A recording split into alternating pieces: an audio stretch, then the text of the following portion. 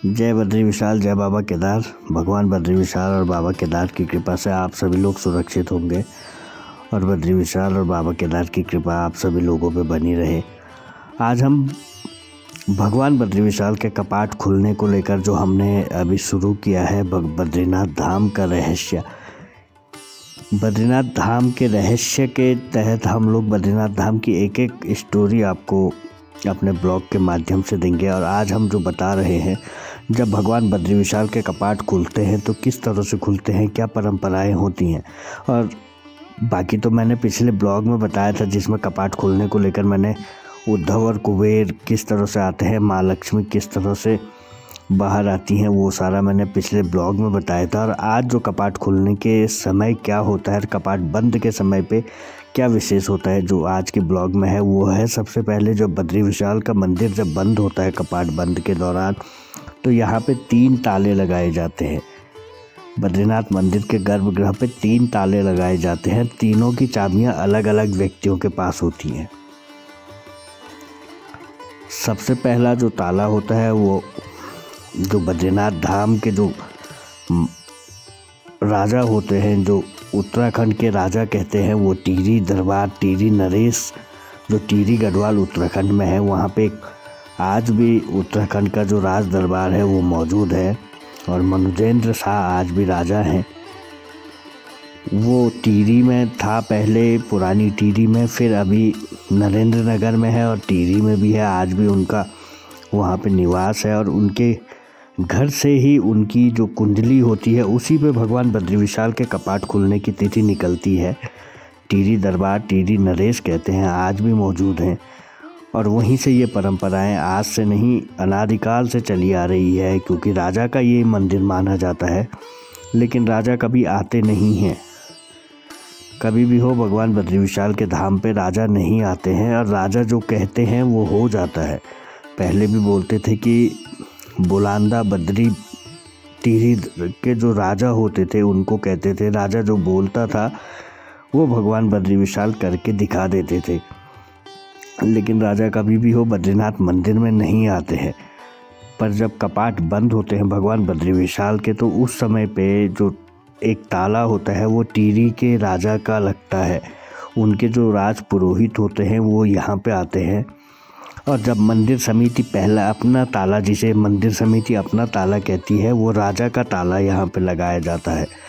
उसकी चाबी चली जाती है जैसे ही कपाट बंद होने के साथ। जो ये सिंह द्वार है, इसके अंदर गर्भगृह का द्वार आता है, उस पे जो ताला लगता है वो सीधा टिहरी राज दरबार में चले जाता है। पहला ताला जो मंदिर समिति जिसे अपना कहती है, जो वो टिहरी राज दरबार का होता है और उसकी चाबी राज दरबार में चली जाती है। दूसरा ताला जो होता है वो मेहता थोक के लोगों का होता है। मेहता थोक बद्रीनाथ के पास बामणी गांव और बद्रीनाथ से 20 किलोमीटर पहले पांडुकेश्वर गांव। ये लोग 6 महीने पांडुकेश्वर में रहते हैं और 6 महीने जब कपाट खोलते हैं तो बामणी गांव में रहते हैं, जो बद्रीनाथ से आधा किलोमीटर की दूरी पे मौजूद है। ये लोग यहाँ के हक हकूकधारी हैं और पौराणिक काल से ये परंपरा है। तो एक ताला मेहता थोक का लगता है, उसकी चाबी कपाट बंद होने के साथ ही मेहता लोगों के पास चली जाती है। तीसरा ताला जो होता है वो भंडारी थोक होता है।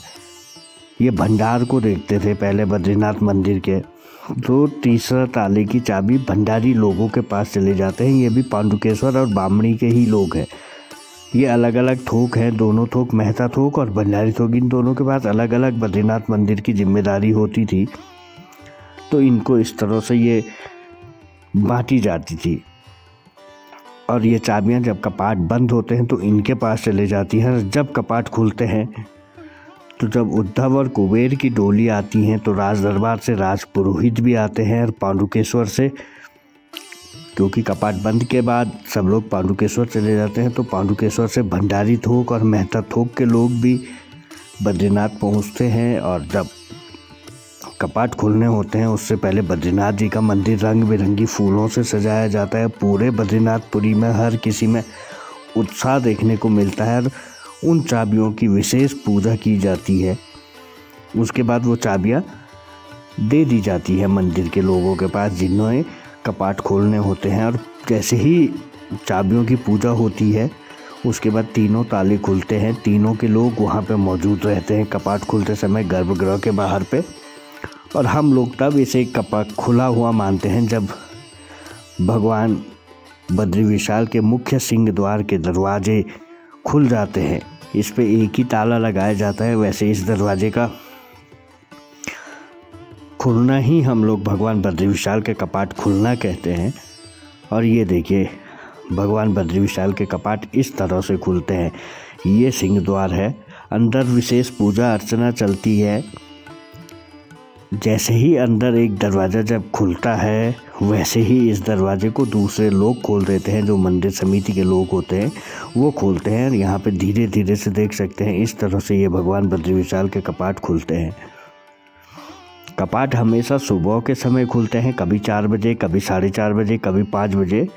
और यही सिंह द्वार सबको आपने टीवी में भी देखा होगा या फिर हमेशा देखा होगा, तो यही द्वार दिखाई देता है।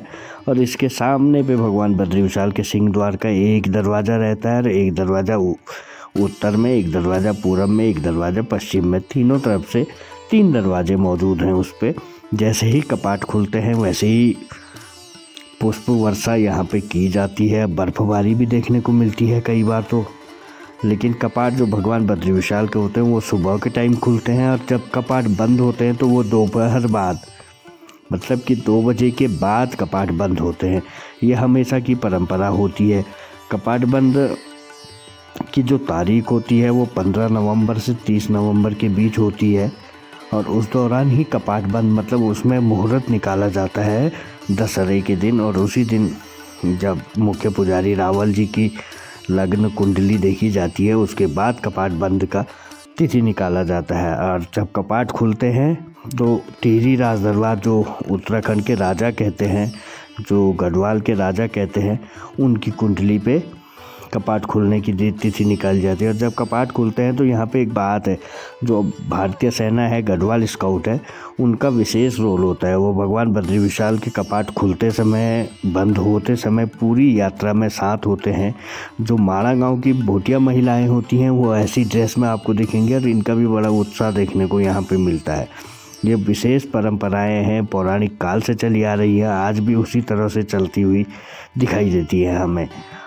अब जब कपाट खुलते हैं तो टिहरी दरबार का ही मेन सबसे बड़ा रोल होता है। टिहरी राज दरबार से ही यहाँ पे तेल कलश यात्रा आता है। जब कपाट खुलने की तिथि निकलती है उसके बाद जो टिहरी में महारानी होती हैं और उनके साथ जो सुहागिन महिलाएं होती हैं वो भगवान बद्री विशाल के लिए 6 महीने तक लगने वाला जो तेल होता है, तिल का तेल, वो निकालती हैं और वो यहाँ पे आता है।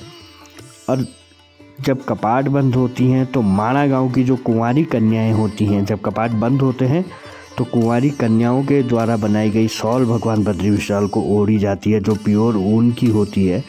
और जब कपाट खुलते हैं तो सुहागिन महिलाओं द्वारा जो तेल आता है वो इसकी परंपरा है। ये अपने आप में बहुत अद्भुत परंपरा है, आज भी बद्रीनाथ धाम में देखने को मिलती है। जय बद्री विशाल दोस्तों।